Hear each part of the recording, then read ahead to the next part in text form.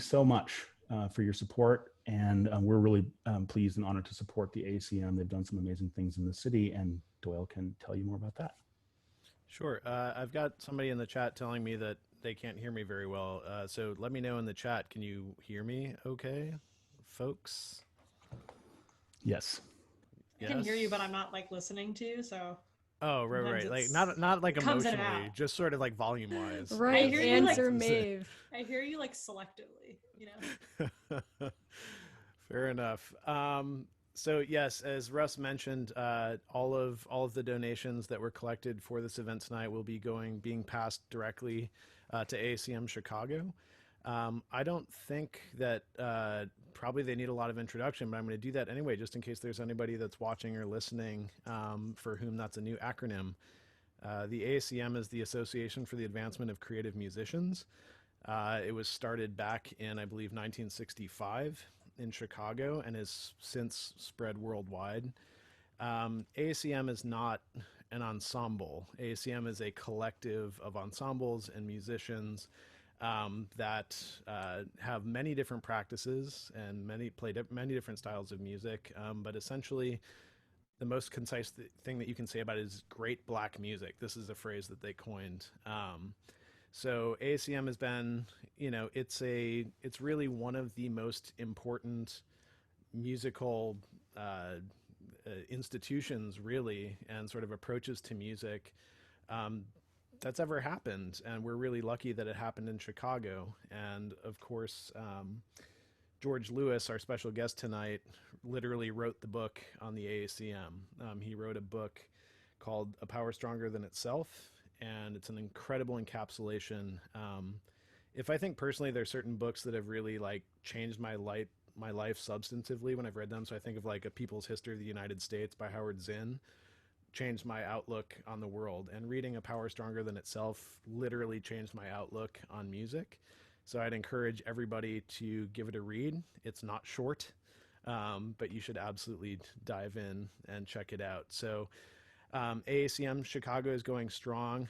Some of our good friends here in the city are members, people like Tamika Reed, Nicole Mitchell, and it's an organization that really deserves not only your money tonight, but show up at their concerts. They have it's an incredible array of music. You're going to experience something new, something exciting, something totally mind-blowing. And so, yeah, do that. Without further ado, we want to introduce our special guest. George Lewis has a massive bio. That's not going to be a surprise to many of you. But I want to read some of it because it's absolutely extraordinary. He's, of course, the professor of American music at Columbia University, area chair in composition, and member of the faculty in historical musicology. He's a fellow at the American Academy of Arts and Sciences at the American Academy of Arts and Letters, a corresponding fellow of the British Academy, and an honorary member of the American Musicological Society. His other honors include, of course, the MacArthur Genius Grant and Fellowship, and the Doris Duke Artist Award, a Guggenheim Fellowship, and the Alpert Award in the Arts. He's a member of course, the ACM, as we were just saying, and his work as an electronic and computer music, computer-based multimedia installation artist, and he's, of course, notated and noted as an improviser, and he's been presented by the BBC Scottish Symphony Orchestra, Ensemble Dal Niente, Woot, Ensemble Intercontemporain, International Contemporary Ensemble ICE, Music Fabrique, the Mivos Quartet, London Sinfonietta, and some group called the Spectral Quartet. A Chicago native, he is the author of the award-winning book, A Power Stronger Than Itself, the AACM and the American Experimental Music, which is, if you're looking to hunt that down and want to avoid Amazon, that's University of Chicago Press. It was published in 2008. And he's the co-editor of a 2-volume Oxford Handbook of Critical Improvisation Studies. George Lewis holds honorary doctorates from the University of Edinburgh, New College of Florida, and Harvard University. And his music is published by the wonderful Edition Peters. Before we ask George to join us here on screen, I just want to say that George wrote us an absolutely extraordinary string quartet. his String Quartet 1.5, Experiments in Living. With his blessing, we're borrowing that title, the Experiments in Living part, for our forthcoming double album on which George's piece is featured. It's been an absolute honor and kind of just mind-expanding experience to be able just to talk with George. And so that's what we're excited to share with you tonight. So without further ado, please help us welcome the wonderful George Lewis. Oh. Oh boy, there we are. Thanks everybody. Wow. It's George. Hi, George. Hi, how's it Hi, going? George. How are you? Very good. I didn't realize you were borrowing Experiments in Living, because actually that means you're borrowing from, John Stuart Mill, which is not bad, Well, we did ask George. Well, Must not have been a memorable conversation. No, these days, memory, it's all that sheltering in place, Yeah. It's a very apt title for the way we're all living right now, I think, too, and what I was going through. So Definitely. it's one big experiment right now. It's true. Yeah. And where are you coming to us from, George? I'm, virtually, this is a piece that Douglas Ewart and I made quite a few years ago. It's called Rio Negro, and you can see, if I get out of the way a little bit, maybe this way, you can see his rain sticks and chimes. Mm-hmm. And we put this together in Buffalo with the assistance of Hall Walls, and that was earlier this year. So this is an installation with electronic sound and robotics. Douglas Irving Repetto and Douglas Ewart make the visuals and the robotics work. But this piece goes back to '92. Douglas and I put this piece together. So that's where I'm coming to you from virtually, but it's actually just my apartment in New York City. Mm-hmm. Well, welcome. Thank you so much for being here with us. We're really honored to have you and can't wait to hear the music that you have in store for us. We asked George to think about some music that has inspired him over the years, and he came up with a great list for us to listen to. And I think we should just dive right in, George. Would you like to tell us about the first piece you want us to hear? Well, let me just say that, when you ask to make lists of this kind of thing, and you're trying to sort of relate them to your life, it's really an impossible task. Mm-hmm. They have a thing in Australia and the UK called desert island discs. Mm-hmm. And it kind of reminded me of that, like the stuff that you would take with you on a desert island, but I always thought it was the stuff that you wanted to hear if you were, going down in an airplane or something. The last thing you wanted to hear was, and this is it, this is the last thing I'd like to hear. But it's the first thing I heard in a certain way. The 1966 John Coltrane performance of Naima. We don't have enough time to go into all of this, but I'm just going to say that this was, I was 15, maybe 14 years old when I heard this, and I've been listening to this ever since. So I guess it continues to teach me lessons about things. I remember there's very interesting that if you listen to the entire performance, there's this incredible sense of time, but there's no meter. And so one day I was crazy enough to ask Rashid Ali how they were doing this, the drummer. And he gave me one of those, if you have to ask, you'll never know type answers. But they didn't know me very well then, and then he gave me a different answer later. But I just wanted to know, and but I could already, it was amazing. So this is just the last bit of it. Maybe just listen to it and see what you think. Great. I'll just say to our listeners out there too that there's about a 5 or 8 second delay on Twitch, so I'm going to start the music now. It'll show up in about 10 seconds soon here, and I'll just ask our panelists here to keep your microphones muted as we listen. Okay, here we go.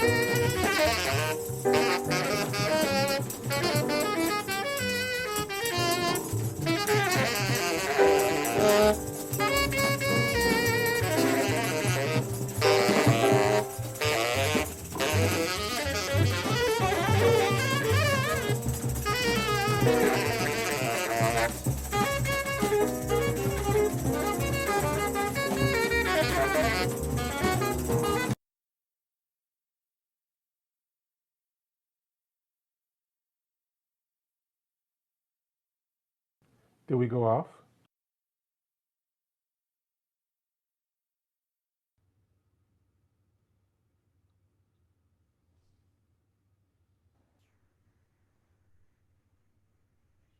Is that it, Russ? Yeah, I think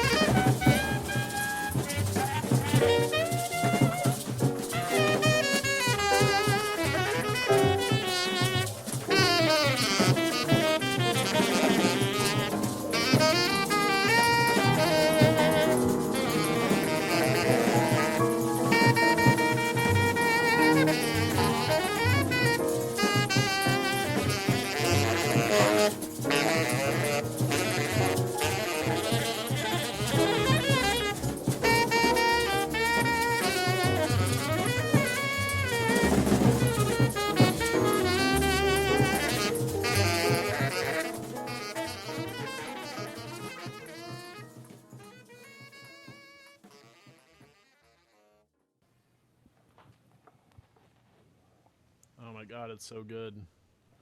So George, good. can you put yourself back in that 15-year-old brain? Like, do you remember what your reaction was when you first heard that? Sure. I was in high school, and we were playing in the, and my high school colleague, Carolyn Wilkins, who is now Carolyn Wilkins Ritt and lives in Boston, she, pianist and composer, played the drums back then, and she let me borrow the recording. So I listened to it, and I realized that there, well, I didn't realize anything. It's just the most, I thought it was incredible.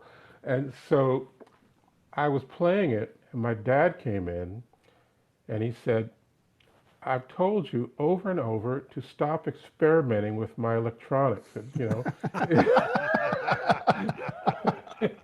I said, well, no, Dad, this is right. It's on 33 and a third. He said, well, who is that? And I said, well, it's John Coltrane. He said, what? So I think he was a little nonplussed, so he went in his room and took a brief nap. And then he woke up and he said, let's go. We're going to go visiting. Bring the record. So we brought the record and, you know, started playing it for relatives and everything. And said, are you sure that's John Coltrane, George? No, but it's a very special recording for me, because, you know, I guess it's one of those things where if you had started with some other Coltrane and you sort of worked your way into it, but this was really the first Coltrane I've really heard, so pretty much became infatuated with that, and then found out later about all the stuff. But I'm extremely uncritical. I like all of it. Yeah. It's That's like so funny it's that- like hearing, you know, it's like hearing his master's voice.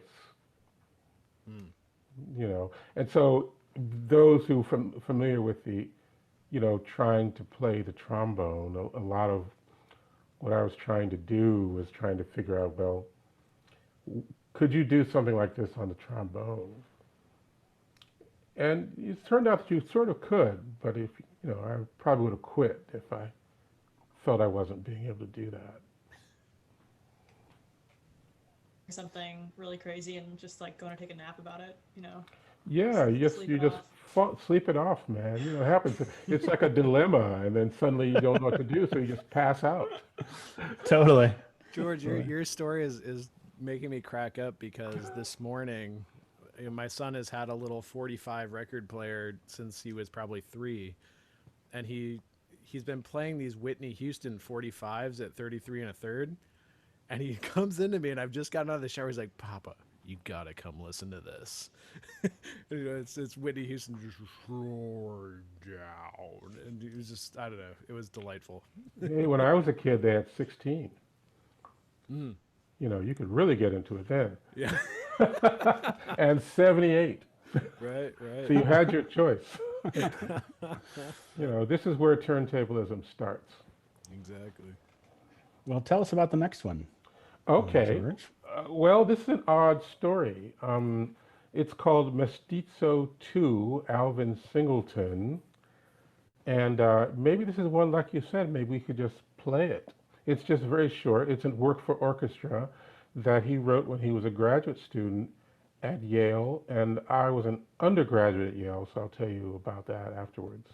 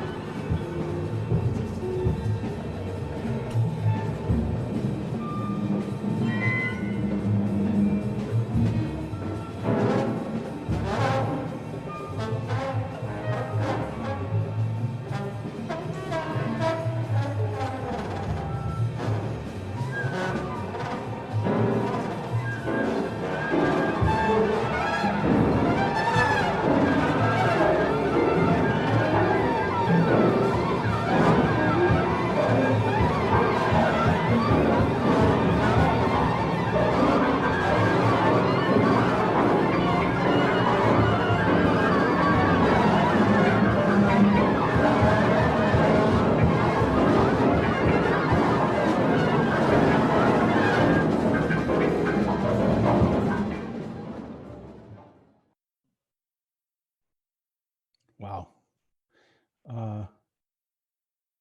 We lost George. Don't know where he went. Oh my gosh. I went to take a nap. I'm sure he'll be back momentarily. Let me see if we can find him. It's so good though. Do any of you guys know that piece? Like, No. are any of us familiar with this? No. Me neither. I have so many questions. Yeah, but those trombone hits there in about the middle of that excerpt were just so Crazy. cool. Yeah. Yeah, Let me. Oboe line was crazy too. Yeah. Yeah, for Oboe real. was going off. Like that, it like reached a frenzy point, and it sounded like the pianist was like, I'm just using my elbows now." Yeah. Yep.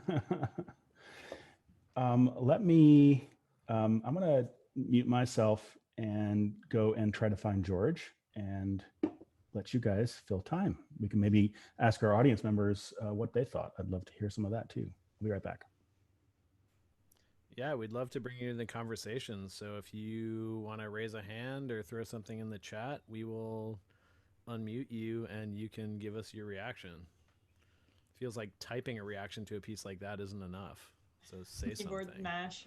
That's for real. But I'm really curious if anyone's heard this before. If you are listening and you've heard this piece before, say so in the chat, please. Ah, it's burning. There he is. George. Hey, he's back. What happened? I don't lost you. know. No, I mean, did anyone hear anything? Yeah, we Oh, did. yeah.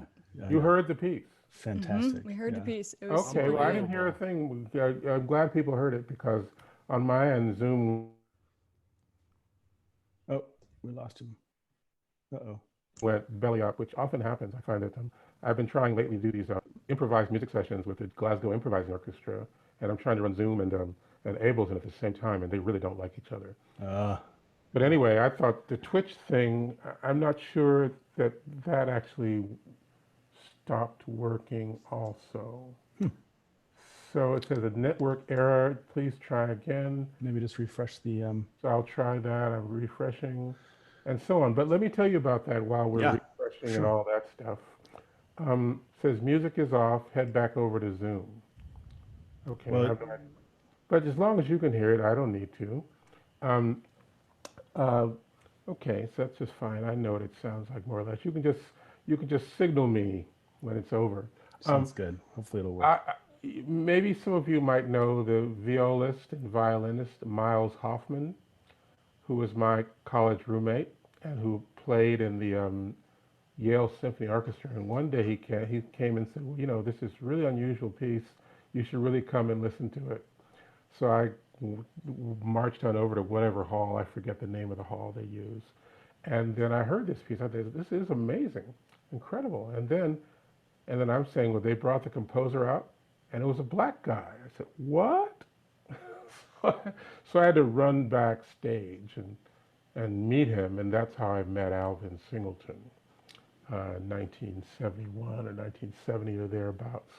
And we've been friends ever since, and he's had such a huge influence on my life and me, and so that's the story behind that. There's not much more to it.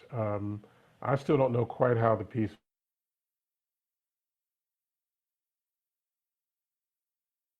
and it's an incredible piece. It's great to hear the whole thing somehow. Yeah, well, we're going to send out a playlist after this so people can track these things down Well, and hear the Ethan, thing in full. well, the excerpt came from Ethan Iverson has a website, Hmm. and then he interviewed Alvin. Probably people could Google that, and there's an excerpt from Mestizo II on there. I think Mestizo II is a pretty good name for what's going on there. I don't know what that means. Can you tell us? Well, mestizo, mestizaje, mixed, Mm. creolized, all that Mm-hmm, kind of mm-hmm, thing. mm-hmm, I guess at that time it would have been jazz and classical, but it mm-hmm. seems to move beyond those two poles now. We've had a lot of stuff over the bridge. I mean, third stream was kind of a mestizaje concept, but it always seemed to be, maybe it could have been more mobile about how they handle the components. In any event, yeah, that's what I would say, and as very quickly. Hey Um, George, is there so you've spoken and written quite a bit about sort of your ideas about the creolization of music. Is there a way to summarize that for folks that might be experiencing or hearing that term for the first time? yeah, well, of course, the major theorist of creolization comes out of the Caribbean, Edouard Glissant, and thinking about someone like Aimé Césaire before him, but then some of the people that came after him, like Raphael Confiant or Patrick Chamoiseau, they wrote a very interesting book called In Praise of Creolity, and which they talked about the idea that in order to present creative depth, that was their phrase, we need to recognize that people are coming from multiple standpoints, multiple backgrounds, and so they could use the idea of the multiple backgrounds of the Creole languages, Creole concepts, in order to think on a world scale about what that might mean. And so in terms of contemporary classical music, it seems very obvious that in order to become a real world music, uh, you would have to embrace that. You couldn't you couldn't just make Europeana the measure of everything. You have to kind of find those new histories. You have to invite everyone in, or something like that, so that that was the way in which classical music could become a new model of what world music could be. If you think about another model of world music, think about what they used to call jazz fusion or jazz rock fusion. But it wasn't just jazz and rock that were being fused. I mean, they were bringing in music from all over the world. There was a lot of Brazilian stuff. There was South American stuff. There was African stuff. It was all over the place, and it was all mediated with technology. So that was the kind of fusion I think that maybe provided a kind of a predictor for what the kind of thing we're experiencing now. But that was a creolized way of thinking about things. So in a nutshell, that would be it. I know we got to move on to the next excerpt really quickly, but I'd love to ask a question about this last one, the Singleton. Do you have an idea how much of that was improvised? Well, improvised graphic notation. I Mm-hmm. think I remember that some of it was you saw big sort of graphic notes. I mean, I can't really speculate about that. I should really ask Sure. Alvin about it. But he did say that parts of it were improvised. So you have to ask orchestra to improvise, and I've had some experience with that myself. I wrote a piece for the American Composers Orchestra, and they said, well, we want to work on the orchestra improvising. That was in 2004. And I said, well, okay, well, who's going to do all that improvising? And they said, well, maybe you could do it. I said, I don't want to do it. But I know someone, or rather something, that could.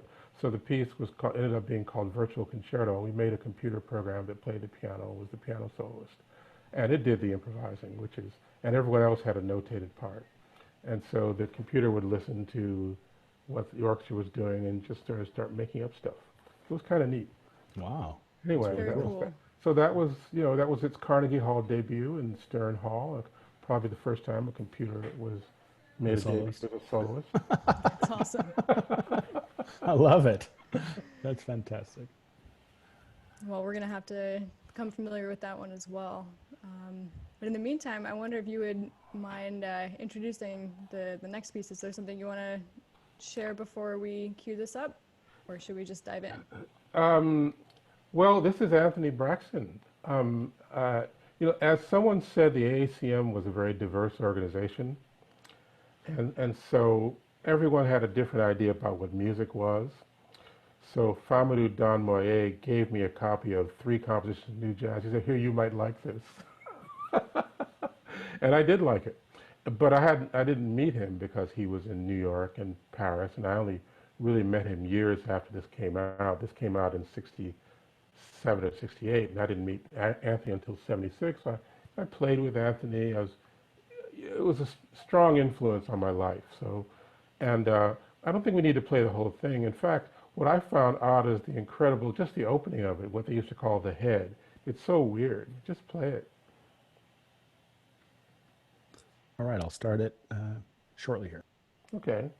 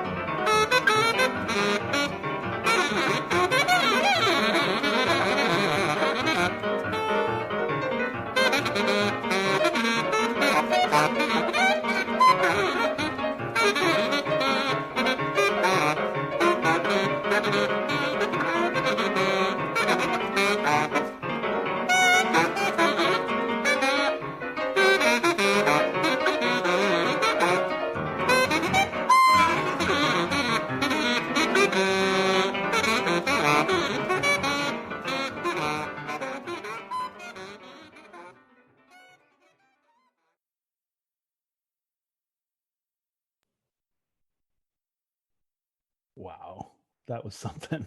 Yes, That piano was just crazy.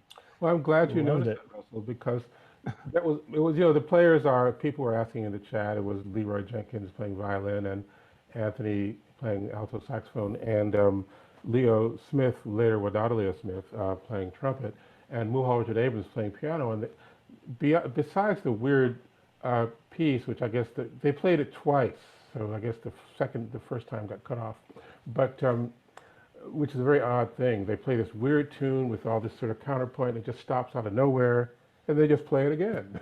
There's a big silence and all that. It's really very strange. And then Muhal does a different background for every soloist. So I don't know if that's part of the score. I don't know what's happening there. Anthony writes about this piece in his composition notes. But other than that, I just found that incredible. And those who actually know the piece know that I edited things so that, because I wanted you to hear all three of the backgrounds. So I just made fade outs to make it sound like it was, I don't know, well, if you know it, then you probably got mad. But anyway. I'm struck by the fact, George, that, you know, for, I would say, some number of those of us that are involved in, you know, contemporary classical music, but came up through the conservatory system, that like your music and Anthony Braxton's music was, I think, for a lot of us, an inroads into creative music, into the music that you were playing. I think of like his creative orchestra album in Kern, I think it was, I think it was my birth year, 1978. 76. Oh, 76, sorry, yeah. But that for me, like, I was in a record store listening to that and just completely lost my mind and got introduced to Anthony Braxton. And it's just amazing those sort of moments where you gain an inroads into something that's completely unfamiliar for you. Well, I had a slightly different experience, you know, but it's analogous. That business of going into record stores, which you can't really do anymore. They had a record store on Wabash in Chicago called Rose Records. So I went in, and somehow this guy, he sort of picked up that I was into weird stuff. So he gave me a copy of Philip Glass's music and with changing parts. So I just played that. And then he gave me a copy of Lamont Young's Drift Study, the one where they have these two notes that go on for 40 minutes. Then he had a way where he could figure out where he could make double the length of the LPs on each side. So one LP would play for 40 minutes instead of 20. I had, the Sonic Arts Union. I heard all that stuff before I actually met them. So that was a very different thing. I mean, because I was already with the ACM people, but I don't think there was that much connection between what they were doing. Well, maybe with Leroy and Anthony there was, but maybe not with some of the others. So that's the thing. The ACM is very diverse. But yeah, I mean, it was that would be kind of coming from the other way in some sense, because one thing I wrote about in terms of the ACM was that at least the first generation, it was autodidact oriented, in part because, you know, I mean, they did study Richard Wang, for example, the late, Richard Wang, the wonderful teacher who worked with all of them, particularly Roscoe Mitchell, who we'll hear in a moment, and Muhal and Joseph Jarman. People were studying classical music, but not in a conservatory context. Mm-hmm. But there's always a sense that a lot of it was autodidact learning.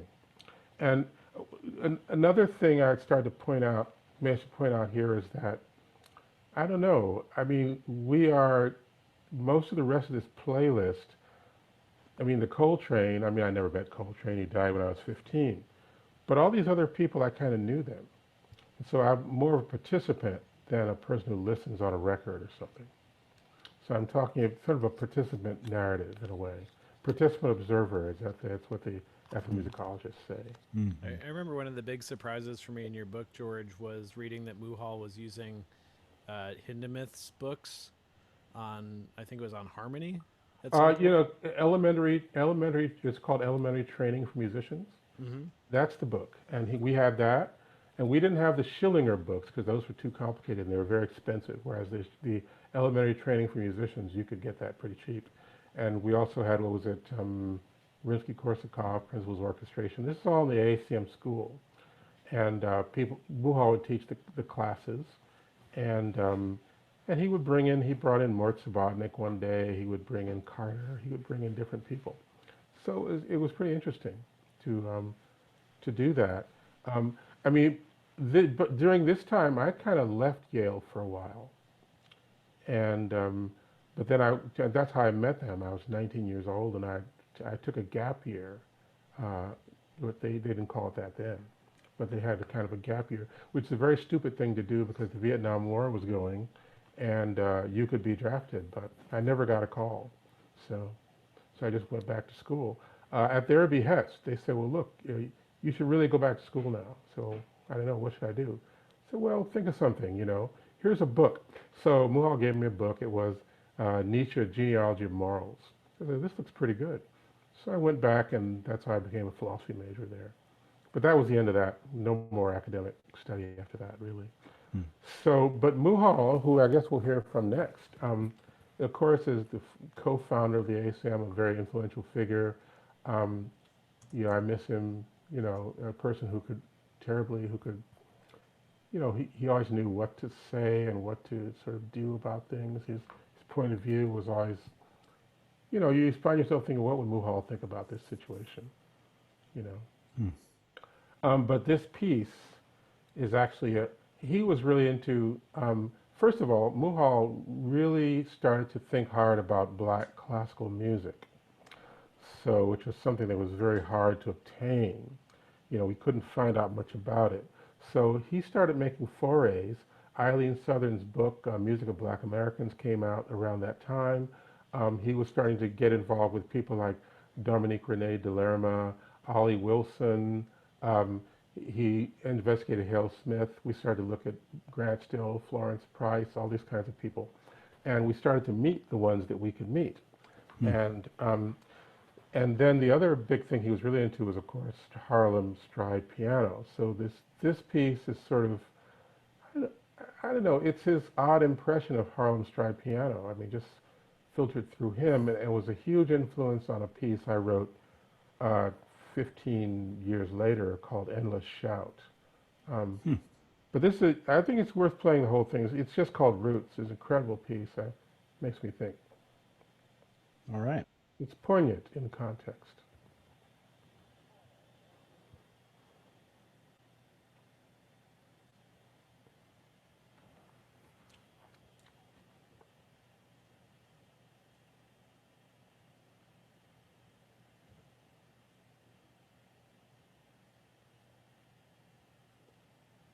Sorry, technical difficulty. Let me figure it out here real fast. Okay. It says music is streaming. Yes, but it's not streaming. Something's wrong. Okay. I'll be right with it here. Well,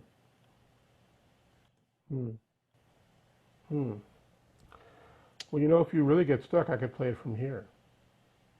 It might not sound as good, but everyone would hear it. Understand what is happening here. Just a moment here. Okay.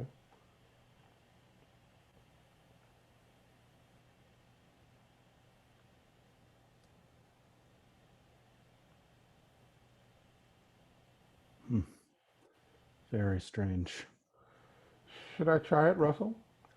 Sure. You try it from there. I'll tell you what. This will be over Zoom. I'll tell you what. Can Maeve, you can unshare for a minute? And then I'm going to share. And then let's just see if I can do this the right way. Okay. Let's just share computer sound. And then I use this. And you can tell me. I think I figured it out. I think I figured out my problem. There then. That's great. Let me just take me 1 second here to load this again. Okay. And I will try now.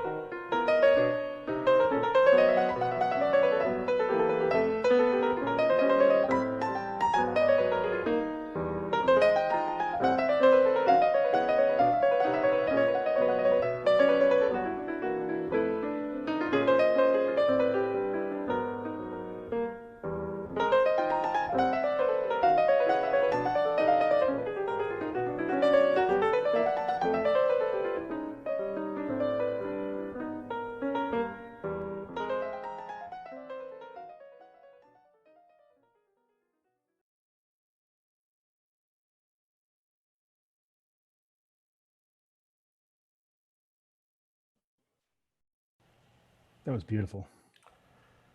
Yeah, So cool. it's an unusual, odd piece. All kinds of asymmetries within symmetries. You know. Yeah. I don't know. Yeah. How do you mean asymmetries within symmetry? Well, if you listen to, I guess from that sense, you're hearing this sort of stride, but it's very loose, and it's not squared off. You know, it's like some sort of odd. I couldn't tell you quite how it works, but it's some odd tuplet. How does that work? I have no idea. And you listen to it; it's not squared off like that. But it's not like where the way old kind of bebop would be squared off. And it's like theme and variations, but just just very. It was what he was thinking at the time. Um, yeah. Well, I'm glad people are looking at these wonderful chats of people I know, and it's wonderful to see everybody.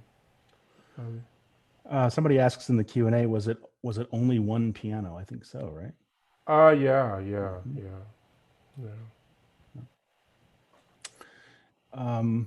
Yeah, well, tell us about the next one. Well, you know, this is interesting because this is all, we haven't really left Chicago except for a brief excursion in New Haven. And we might go faster from this moment, but, you know, I spent a lot of time. Fred Anderson, the saxophonist and composer, took me in.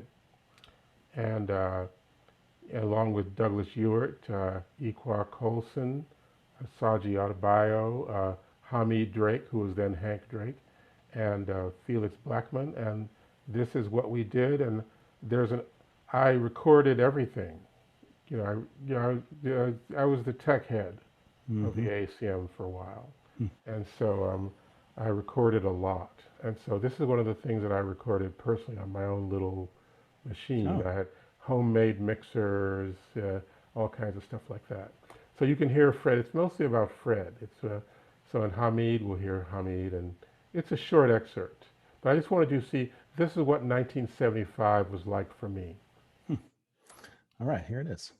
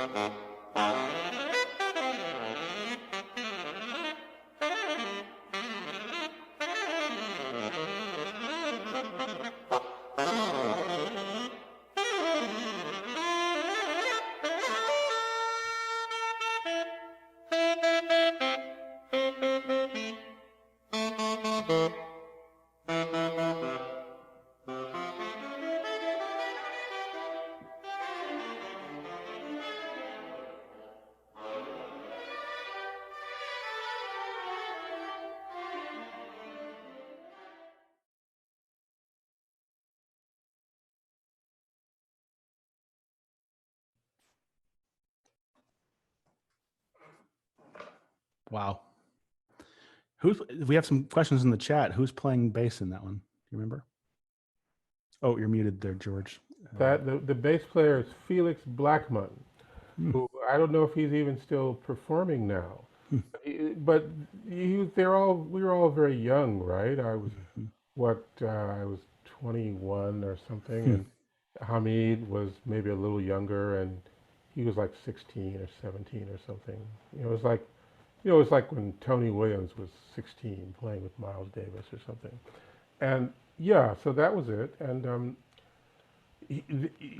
that was done. I don't know if they still have Mo Ming, the dance company. That was done for them actually. But at that time, they had a space, and I recorded about 5 days of concerts. So it's all, we're thinking about bringing them out. It's all live recordings, and I was using stereo cassette machines. That's when they were new, and I had the mixer, the homemade mixer with about 4 microphones, so I was able to get a pretty good sound for an amateur recording. Yeah, and did at the end there, did he walk away from the microphones? Is that what happened? He walked away. I wanted you to get a sense. He had a huge sound on the instrument for those. It's sort of hard to capture that.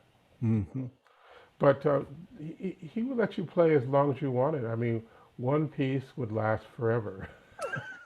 And everyone was, seeing if they could, we'd all read, and the younger people had read, and the older ones had actually maybe experienced, like John Coltrane playing for 2 hours at a clip or whatever.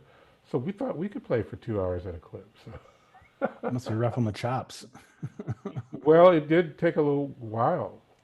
But then people were very critical too. Lester Lashley, the painter and trombonist and bassist, also played in this group. So I remember that was a voice of sanity when things just got a little bit too crazy. Maybe a little too self-indulgent. But he let you try things out. Fred would let you try things out.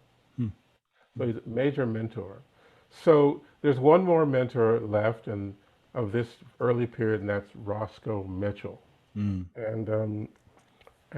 who is obviously I'm still doing things with. So this is an odd piece. It's called Nonea. He wrote this piece in, I think it was 1972, and this was my introduction to Roscoe. The art ensemble had a house, and the house is long gone. What stands in its place is the building of the University of Chicago Press. So when I published the book, I said, "Do you know that you're standing on the site where we used to do our rehearsals?" And the ACM book said, "Oh wow, But so he presented us Nonea, Douglas, me. I met Douglas. You were there, and Nonea. That was the piece you had to try to play, and it was all very good because, the trombone repertoire. I mean, there was incredible stuff, but most of it, the most challenging stuff was the Sousa stuff, like Arthur Pryor, Bluebells of Scotland, things like that. But other than that, this sort of highly intervallic stuff, stuff that came out of Eddie Harris, for example, Roscoe, Nonea is like this. This piece, and I believe one of the people, probably the first person to notice this, she might actually be listening. This is the pianist and musicologist Dana Reason. This track, I picked that because actually it's 2 generations of my former students. Dana wrote about it first, and then Paul Steinbeck wrote about it, both talking about the bodily influence of the audience.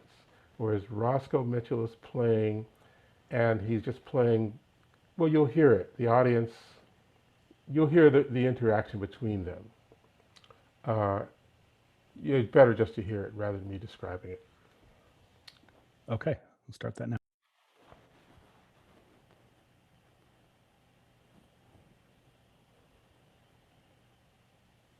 Liebe Festivalbesucher, Das erste Mal müssen wir improvisieren heute Abend. Der Anthony Braxton ist leider nicht angekommen, bis jetzt. Wir haben vorläufig so improvisiert, es wird 2 Teile geben. Ein erster Teil, Roscoe.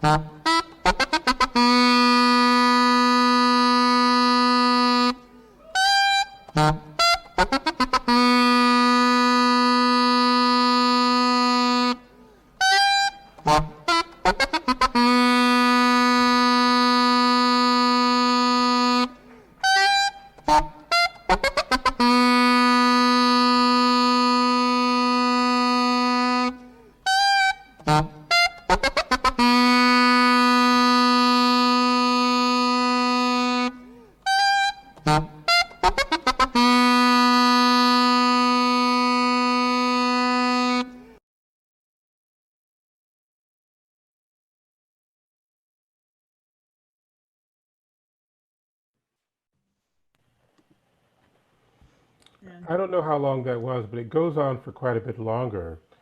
And I see there's some people in the chat that put in the article that Paul Steinbeck wrote that draws upon the earlier work by Dana Reason, and especially with regard to, in a way, when you're listening to this piece, I wasn't there for the live performance, but it suddenly occurred to Dana, I think, that it's a confrontation with the audience, and also audiences can do unusual things. I mean, I played with Carla Bley, and they threw, like really sharp objects at us. So, No. yeah, like you could get hurt. So I mean, and there's like a lot of people there, and there's just you with your saxophone, and all that energy, and some of it hostile energy, flows right into the sound, and affects your body and what you can produce. And so I think Dana was thinking about these kind of micro fluctuations of the sound as not being totally directed by Roscoe, but as sort of a channeling of the sound. And I think Paul takes this in a completely different direction. But I just wanted to point that out because that was where, that was another important aspect of being around Chicago at that time and the kinds of things that you could explore. So I don't know. You said, how long do we have? How long do we have to keep playing music? Yeah. I mean, let's keep rolling. I mean, we got time. Oh, we have time. That's okay. We have lots of people who are eager to keep hearing music, I think. So. Oh, that's great. We can keep playing. I'm here. Yeah. What's next, George? You kind of brought these to us in 3 sets, and we're kind of at the end of the first set there. That's right. Yeah. I guess the second set relates to leaving Chicago and going to New York in a way, and sort of doing things internationally. And so the first piece, and I guess some people know that I've been doing like the interactive computer music for a pretty long time. And I would say my primary 2 mentors with that were David Behrman, who was one of the Sonic Arts Union people, and Richard Teitelbaum, who recently passed away, one of the founding members of Musica Electronica Viva, and first person who, well, not the first person, but I got to see synthesizers up close. And we did a lot of performances together. But this piece by David, I'd like to play that first because it was all about trying to get, it was really the first time well, not the first time, put it another way. David and some of his students, who later became the League of Automatic Music Composers and later the Hub, were doing networked computer improvisations. In fact, they were doing it in such a way that the computers could actually play by themselves, and that they would just set them up, and they were all single board, relatively primitive things, but people taught themselves how to program, and in machine code, and taught themselves how to do hardware to create the sounds, and the interfacing with the computer and the hardware to create sounds, and to interact with environments, interact with performers who would play. They would take in data from the outside world and do that. And when I saw them do this, I said, well, wow, this sounds like people improvising. In fact, it sounded like, the stuff that Douglas and I and Mawata Bowden and James Johnston have been doing. And I said, well, I have to get one of these computer things. I think I should really get one of these. And so you had to get all these things, and these computers at that time, the word byte wasn't in the dictionary. You had to figure it all out. There's a community of people to help you, and David was kind of a elder statesman of that, because he, Gordon Muma, and some of the others have been doing hardware-based, working with Merce Cunningham, who have been doing hardware-based compositions where the score was a circuit diagram. So, but David sort of extended that into the area of working with computers, and so this is to me, one of the most successful early forays into that. It's called On the Other Ocean. And it was so successful that Mia Masaoka and I used it as our wedding march in 2004. I love it. I can't wait to hear it. All right, here we go.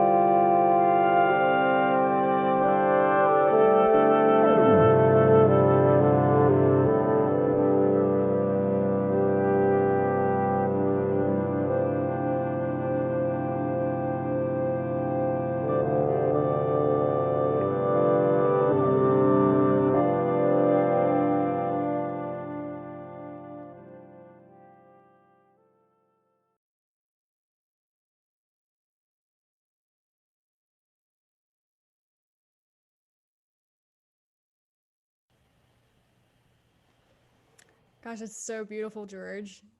Please tell Thank me you that for that's like 8 sharing. hours long. Right? Could be. I would listen to it for that long. Well, it's funny how that operates. In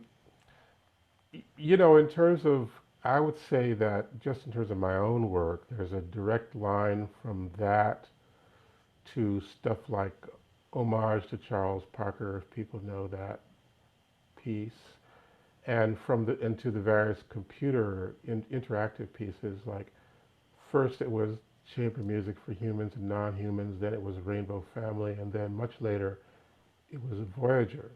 And I seem to have gotten stuck with Voyager 36 years later, or whatever it is. But anyway, yeah, there's that kind of direct line there. There's the minimalist aspect. There's just a lot of stuff. People can hear it, but it's just very beautiful. So, continues to move me. Mm. And what a beautiful wedding march too. Oh, yeah, it was perfect for that. I mean, Mia, she went for it. So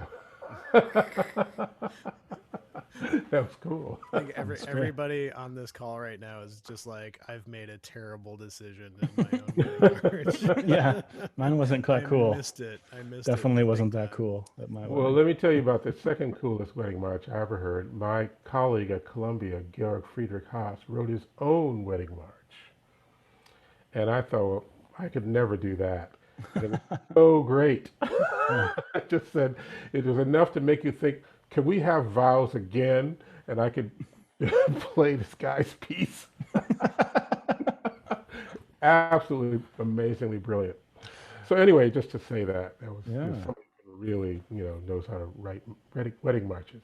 Well, thanks for sharing that. What's next? Well, we're sort of doing a whirlwind tour here. It's like one of those cartoons where the leaves, the pages keep falling off the calendar and blowing away. Richard Teitelbaum's Blends, which is Blends. He actually wrote it, I think, during his visit to Japan, where he met the great shakuhachi player Katsuya Yokoyama, who also, if you know the original recording of Takamitsu November Steps, he was the shakuhachi player on that. And he was in a very interesting position from what I read, that Takamitsu learned probably more about Japanese traditional music from Yokoyama and the biwa player Tsuruta, as a result of doing that piece. So, and I've heard Yokoyama and Richard do this live in Seattle many years later. I mean, Yokoyama, if you look at his face, he looks a bit like Sidney Bechet. He has this huge, big, fat face, and he had this huge sound on the instrument. And apparently I've heard that his teacher was Wadazumi Doso, the Zen monk who basically said that he wasn't doing music, that it was a Zen practice, and it was all about the breath for him. So, Interesting. So this is a 2002 performance. I think Jerry Hemingway is playing, and maybe Trilok Gurtu, Mark Dresser. I'm not sure if everyone is on there, but you'll get the idea. All right.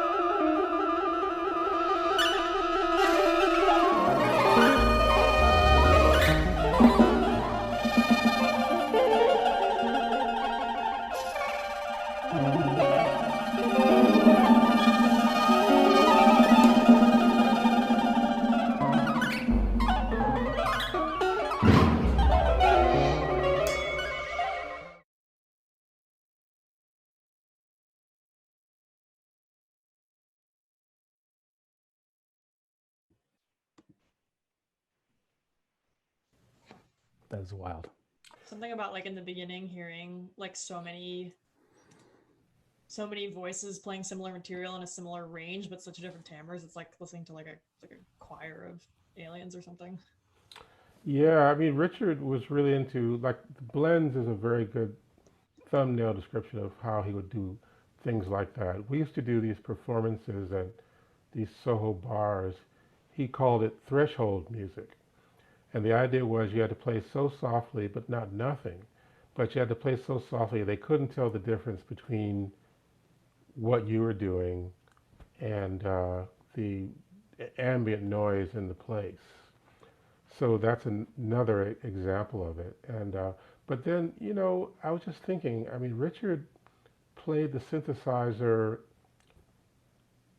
Somehow he had his own voice, you know, the kind of thing that you hear about as sort of the, quote, astrological way of thinking about sound and voice. I mean, that was kind of what he did, you know, or also what Alvin Curran is doing, or, you know, these kinds of people. So someone asked, are all the other voices from the synthesizer? Well, no, there's drums and percussion instruments. I think I said maybe Jerry Hemingway, I think, and maybe Treelock, I don't know, maybe both. Yeah, it's an incredible piece, one of many. I mean, so I could go on for a long time about it, but we could, I think now something completely different. Yeah. How would you Sure. feel about that? This is a very short excerpt, and it's by a composer named Kees van Baren. Kees van Baren was Dutch, and he was a student of Willem Pijper, who was one of the first dodecaphonists in Holland. And Kees van Baren, who I had never met, he died in 1970, was also a dodecaphonist. But I'm going to explain to you why this is an example of creolization, why I consider Kees van Baren, who I never met, to be one of my musical grandparents. So you can play that and see what you think. It's only a minute.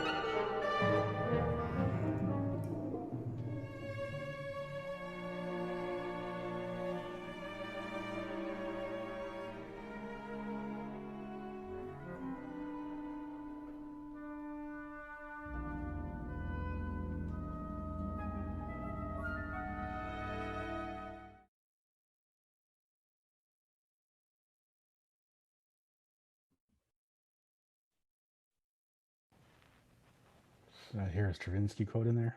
Yes, you did. The bassoon and everything. Yep. They were all. I mean, suddenly it comes, dit, dit, dit, dit, dit, dit, dit, and I'm thinking, now I understand it. I didn't understand it before. I'd sit around with Misha Mengelberg, the Dutch pianist and composer, and he would start talking about Kees van Baren and his being the major teacher who taught not only him, but also Louis Andriessen, Peter Schat, Jan van Vlijmen, and who was the last of the Notecrackers? Jan, Peter Schat, Reinbert de Leeuw, who just passed away. And they loved this guy. They revered him.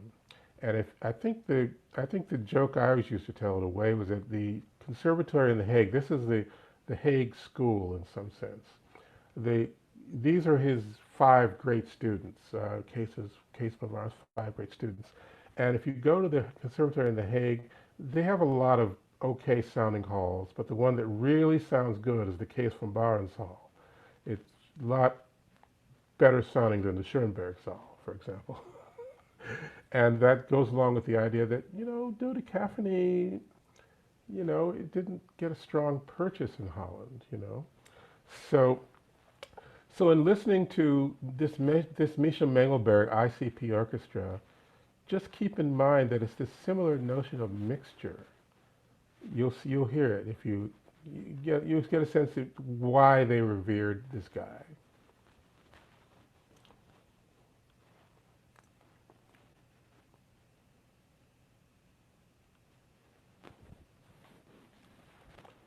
Okay, it's coming at us now. Okay.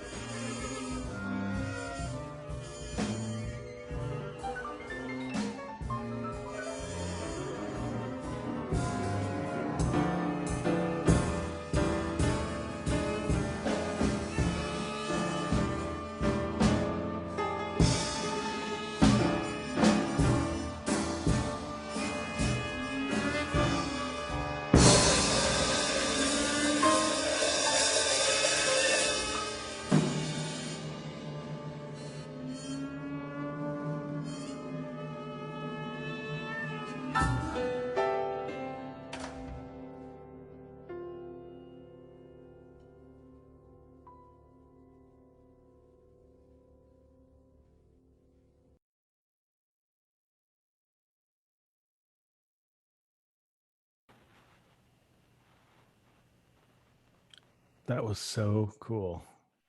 That middle section was, I mean, kind of hilarious in a way. Yeah.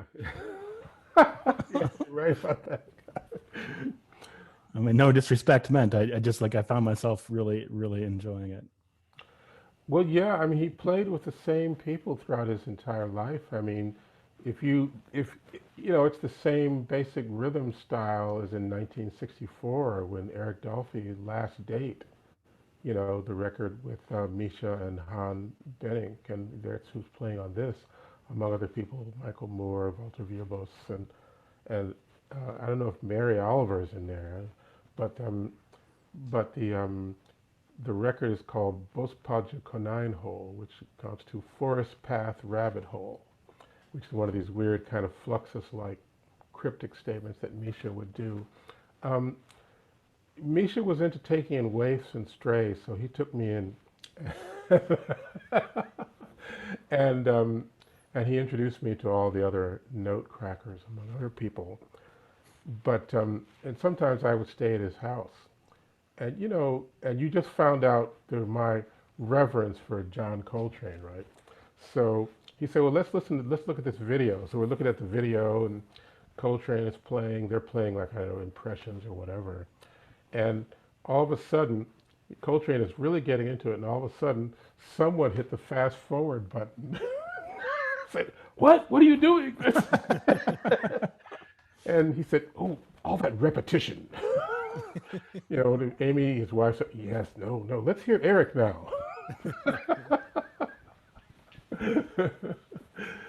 So, yeah. I'm sorry to cut in for a second, but I want to pass along a sentiment that I think I'm seeing in the chat, which is that if and when you ever start a radio station, please take all of our money. Yeah.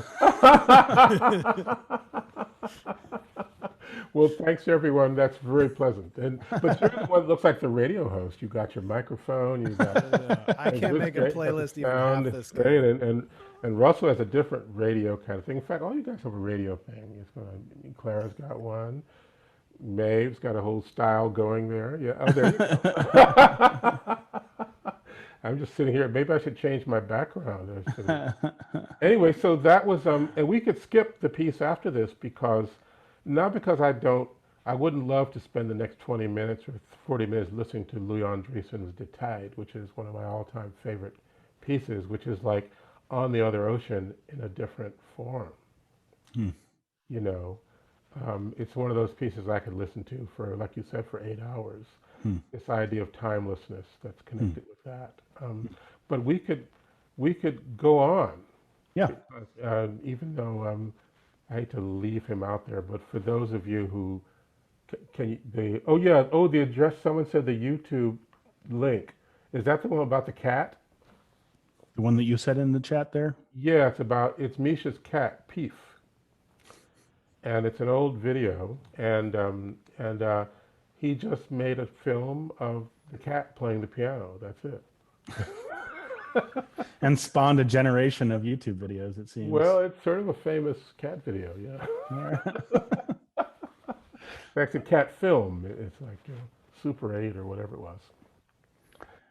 So we could go to part 3 if you like, unless there are more questions or whatever. No, go ahead and tell us about the next one.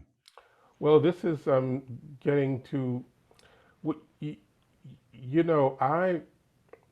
I guess people, it's not that surprising. I kind of decided I would like to spend more time writing words, like, after the book and the articles and so on, and also a lot of time writing music. And early on in my path toward writing music, you guys, the Spectral Quartet, took me in as a waif. And said, well, why don't you write a piece for us? But it started, well, we could talk about this later, but it started with the ringtone. Let's not forget that. But, around about 2007, 2008, I said, well, I've been playing the trombone a really long time, and computer music, I feel like I reached a certain, not level with it. I mean, you can always get better, like Sonny Rollins and what Arnold Davidson says about moral perfectionism and Stanley Cavell. That applies to Sonny Rollins, you know. But, you know, I'm not a moral perfectionist, and I thought, well, I'd like to do something else. And the thing is about the first generation of the AACM people that I came up with, they consider themselves to be a composers organization. When I wrote about it, when I was reviewing what was said about the AACM, and there was all this talk about, you know, like revising free jazz. I mean, they had no interest in that. You know, they weren't thinking about it. They weren't talking about it. They taped all their meetings. I got to hear the tapes. You never heard jazz talked about at all. All they were talking about was trying to get their compositions played and how they're trying to get originality and creativity. And then if you went to the ACM school, you had to write scores. You know, everyone was there. You know, they never practiced or give any instruction in improvisation. In fact, I remember one thing where one day, you know, I was good friends with Chico Freeman, and we were sitting around practicing a lot. And one day, Chico said, "Let's go ask Muhal how he plays giant steps." And I said, "Well, I don't know. He might not want to do that." He said, "No, let's ask him. You know, he's did it right." So we went up to him, and he said, "Well, could you tell us how to do this?" He said, "Why?" You know, me to say, "Well, okay, but you have to promise me that this won't turn up in any of your compositions."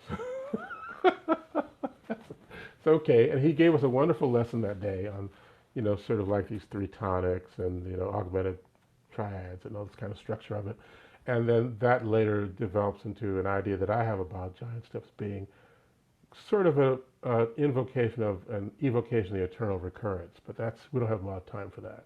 In fact, we don't have eternity, so let's get on with it. But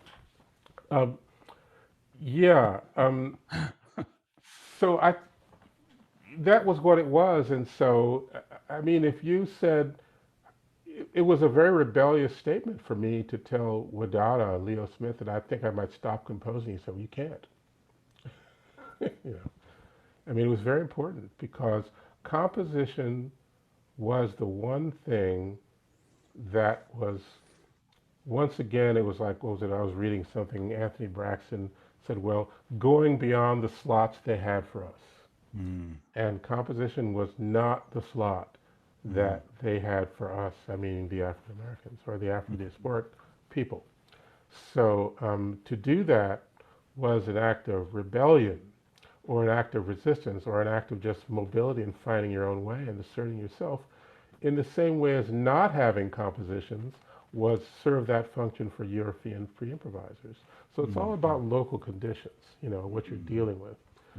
So I decided to get back to the whole composing thing, and I was very lucky that around about 2011, wonderful groups like Wet Ink and ICE started supporting what I was doing there, or the Turning Point Ensemble in Vancouver was another one, and I wrote pieces for them.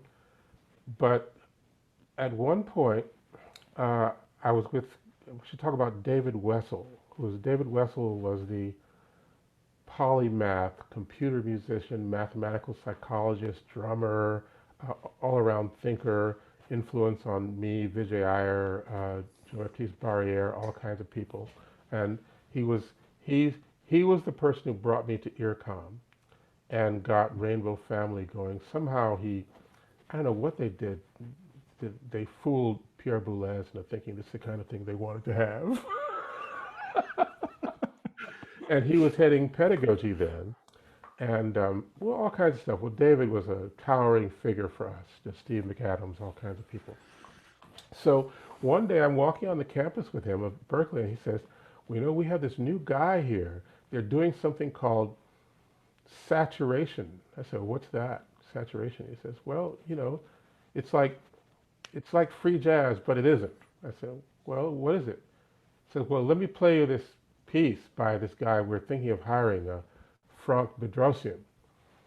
So, so he played it for me, and we just play it. So in case you haven't heard it, you could experience how I heard it.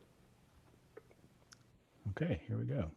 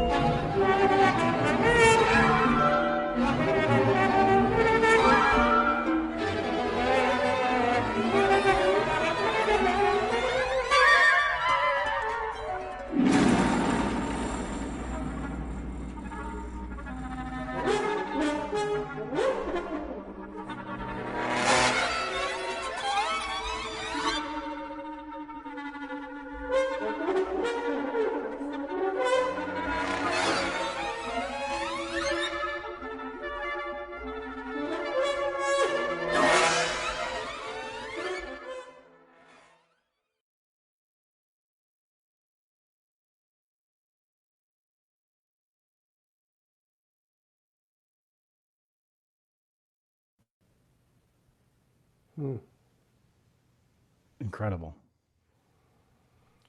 Yeah, that piece hit me like a bomb. I said, David, this is unbelievable. Yeah. You know, I mean, when I was at Earcom, this is like the 80s, right? I mean, fantastic music was going on. You had like, I mean, Mirai, you know, Tristan was around, and Philippe Monnery was around, and Philippe Pirel was around, and a lot of other people. But, you know, none of that sounded like this. I mean, it was almost that like French music had escaped mannerism or something. It was like, you know, they were just like, you know, it was like some sort of action painting or something like Yeah. that. And I just Yeah. thought, this is great. Yeah. And so it made me think, well, if this is composing, I think I'll have a lot of fun with this. You know, a lot of the stuff they considered to be very important or somehow axiomatic, or you couldn't do without it, they just tossed all that stuff out. Yeah. And you know, and I hadn't read about it or any of that, about the whole noise thing. But there is this funny video where Franck is trying to tell one of the performers how to play saturé. You know, it says they play this, the clarinetist plays this multiphonic. It says no, plus saturé. No, beaucoup plus. So it's about it, you know. So Sounds like many rehearsals I've been in. Well, well, at some point you start to think, well, there's a lot of things that maybe one could do. So that sort of got me back into composing, and so I don't know. That's wonderful. Another piece that came along a little bit later, and we're getting closer to the string quartet, your string quartet, which was I had heard from Kaya Chernovin about Carola Bauchholz, and so I finally got to meet her. We had an incredibly nice person, amazing composer. We had a piece on the same program, and she's into animal sounds. I mean, a lot of what I do, there might be a few cows in the spectral, in the experiments with living. There might be a cow or two, but she has a famous piece called Zugvögel, or migratory birds. And you know, there's no big story behind this. It's a great piece, and I keep coming back to it. So if you wanted to play a bit of that, Russell, you know, it's for a reed quintet.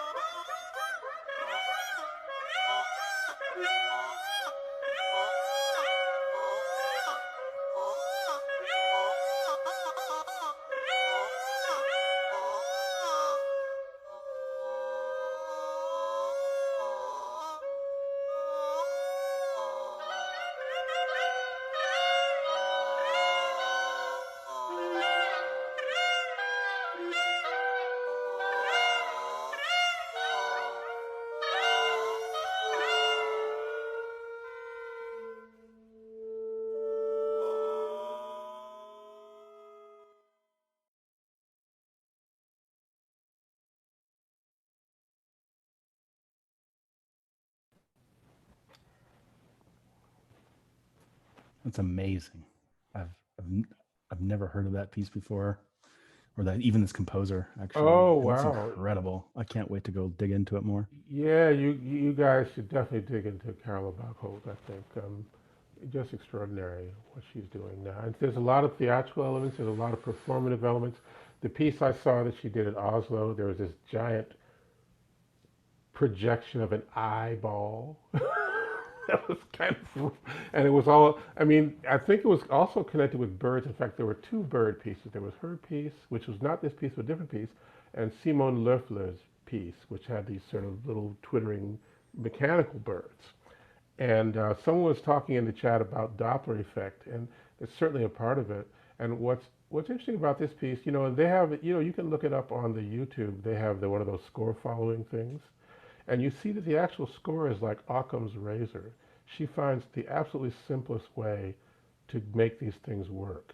You know, it's a model of economy. You get what you want, and you don't have to make the notation overly complicated or precious or any of that. And it's just very limpid. The clarity is extraordinary. So, and they wanted to know the name again. Is someone can send that to everybody or what? Yeah, we'll send it. Yeah, we can drop it in the chat. Yeah, I can put it. Yeah. But and this, so basically, when I compose music, I have a lot of stuff running around my head like this, you know. And a lot of times, a lot of the pieces, if you listen to parts of my music, which you're not going to really hear any of except for the last little bit, I can point out to you a story about it, or what inspired it, or what combination of people led to this point. What was I thinking about? I can usually tell you. There's usually a story behind it. Maybe a whimsical story or a silly story or maybe a poignant story, some other kind of story. But one of the things that, there are two things that aided me in getting back into composing. The first was, you know, being around people like Franck and Raphael Sendo and people like that, and later lots of other people, you know. So I started to get into it more. And then the other thing was the students at Columbia. I had all these extraordinary students, you know, and I don't even want to play favorites, but there are a lot of them. And, you know, I just would pay attention to what they were doing, you know. They were doing incredible things. The creativity was just, it still is. I'm just stunned at what these people have done and what they've achieved, you know. So with all of that going on, one of the more interesting, we have a session every year called Music from Japan, where there's an organization in New York called Music from Japan, and they bring in a guest composer every year, a feature composer, and we bring that person or persons to our weekly composition seminar. So one year they brought Akiko Yamane in, who's a very interesting younger generation based in Tokyo. And this is a piece, I'd like to play you a bit of this piece. It's quite a long piece, but in a way, this is like, you heard Roscoe Mitchell's Nonea. I'd say this is related. You could play some of that. Sure.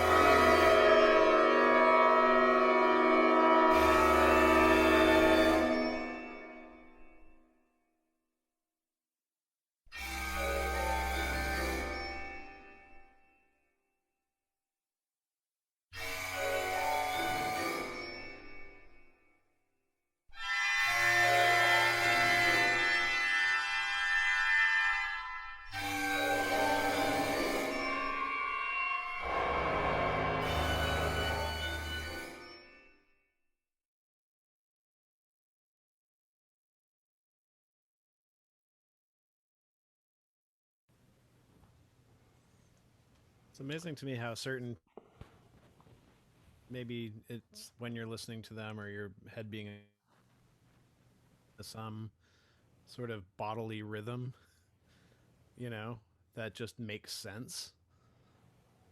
This was that for me. Yeah, I mean, it starts out pretty simply. It's just the glockenspiels, and that just gets repeated over and over, just like the Roscoe Mitchell thing, you know.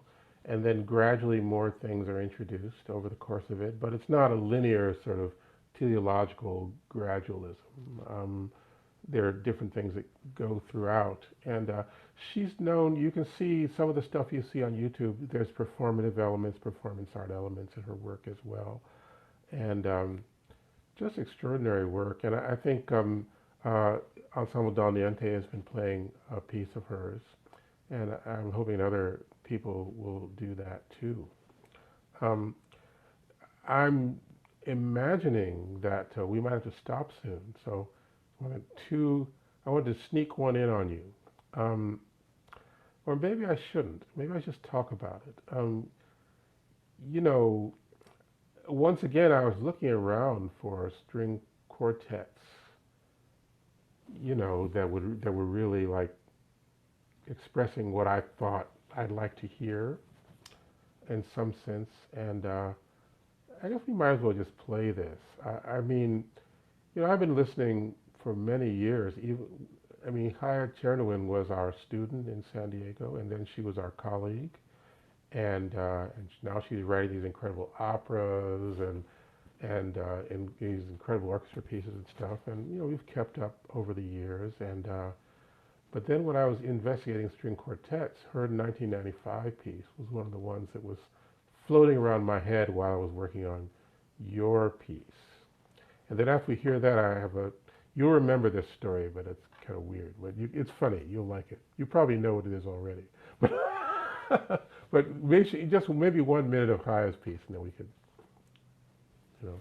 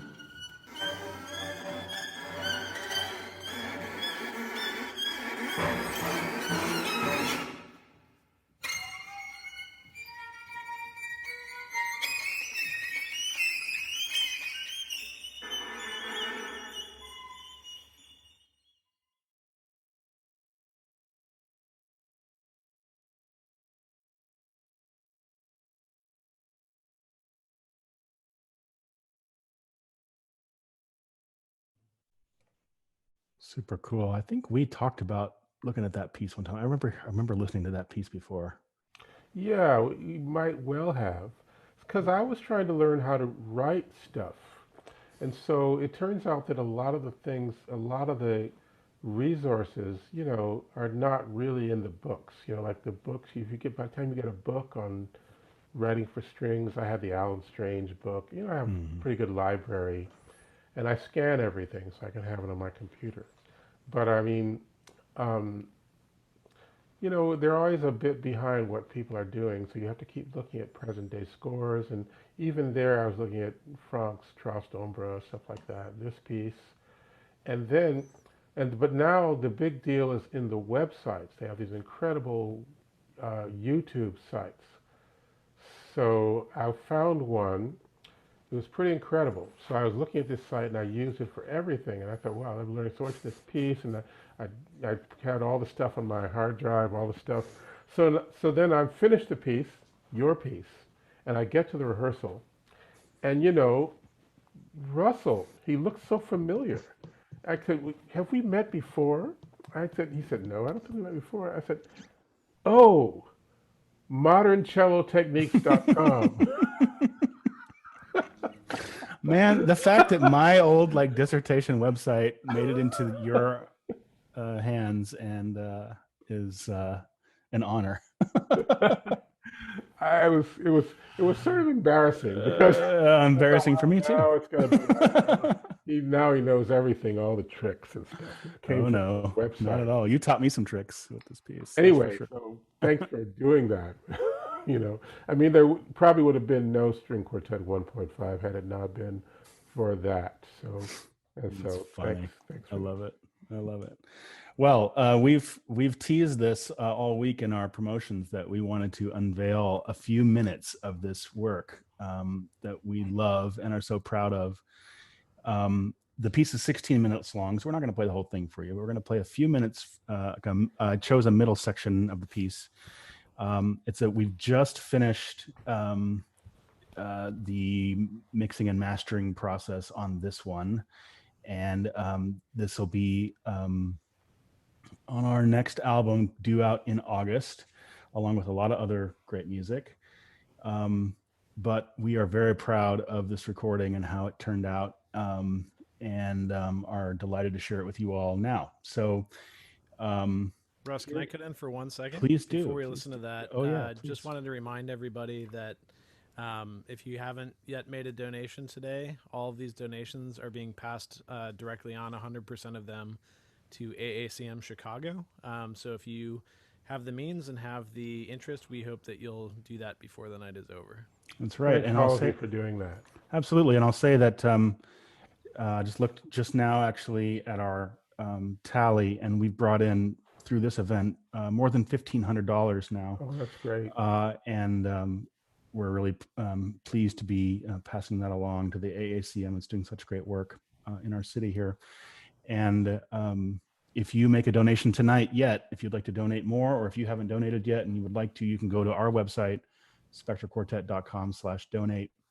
Anything that comes in tonight, today, will be passed along to them. So thank you for that. And we had over 160 people attending tonight, Wow. which is fantastic. We appreciate you all so much. And before we say goodbye, after this, we'll have another thing or two to say, and then we'll sign off. But here is a few minutes of George Lewis's String Quartet 1.5, Experiments in Living.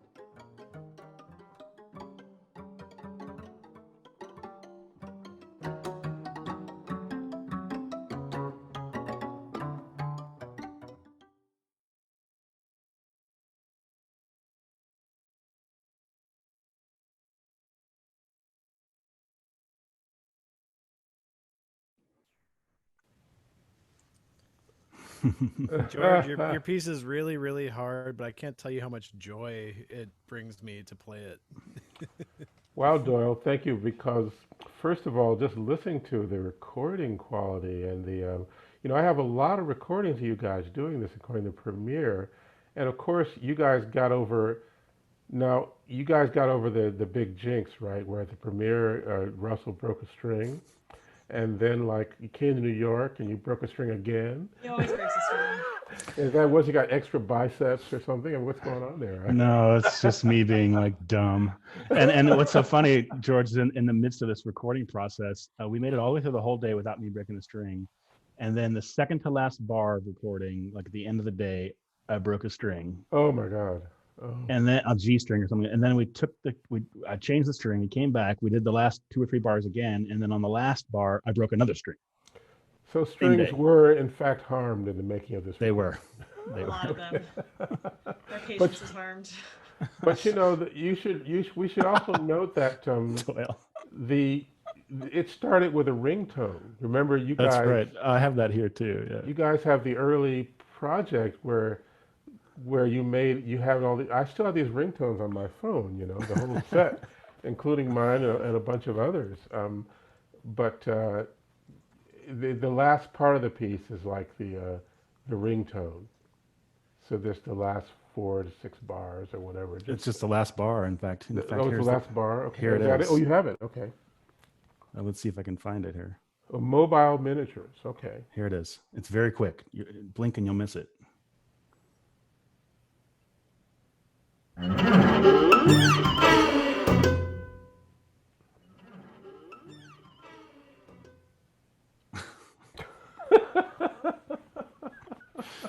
So that's the ringtone. It's also the last bar of the piece on the recording. So. And they hear that and they kick you out of the meeting or whatever happens. I can't tell how many times that has gone off in my life, and people look at me like, what's that? I feel like we did a lot of takes of that last bar too. It was like we end did. of the day, we were super tired. One more. Yeah. But it's an extraordinary recording, right? I mean, there's who else's pieces are on this recording? It's not just mine, right? There's no. So it's actually going to be a double album, and the first half of the album is coming from an older tradition. So from Brahms to Schoenberg to Ruth Crawford Seeger, and then the second half of the album, second part of the album is piece by Sam Pluta, piece by Anthony Chung, your piece, and a piece by it's a piece that's improvised by the 4 of us plus Charmaine Lee. Oh, wow. Phenomenal vocalist and improviser. So you can look for that later this month. Or no, sorry, later this summer, I should say. So Russ. I know. That's just me wishful thinking. We're literally going into another mixing session after this event. Yeah. So we got to say goodbye. Okay. Well, thanks for making it possible. Not at all. Thanks to all of you for coming. I recognize a lot of names here. I hope you save the chat, so send it to me so I can just. I will. There's this amazing community that you guys have brought around you, that you sort of constructed and created through the music and through, working in the community and thinking in a much broader way about what music is supposed to be about, and I'm just happy to be a part of it. Well, George, let's be real though. I mean, we asked you to bring some music, and you just knocked it out of the park. You knocked it out of 3 consecutive parks. Yeah, it's incredible. I can't wait to go back and dig into some of this stuff. So, well, thanks. Yeah. You had to indulge my desert island disc stuff. And to all you out there who are still on with us, we will send out the playlist, and we will also send along with that. We'll send you George's ringtone so you can use it on your own phone as well. And thanks to everybody who made donations. I've seen a few others come in already since I made the last appeal. So please keep sending those tonight if you can, and we will send those along to AACM next week, or very soon here. I was going to say next week we have another listening party, and this one's featuring 2 composers of the Chicago Composers Consortium, Martha Horst and Laura Schwendinger. And these are 2 composers with whom we have a project upcoming. Well, it was a project that was supposed to be, it happened back in April, but then you know, the world changed. And in this one, we're going to have those two composers on telling us about the pieces that they wrote for us, which we haven't played yet. And we will be debuting segments of those two pieces with sort of an assembled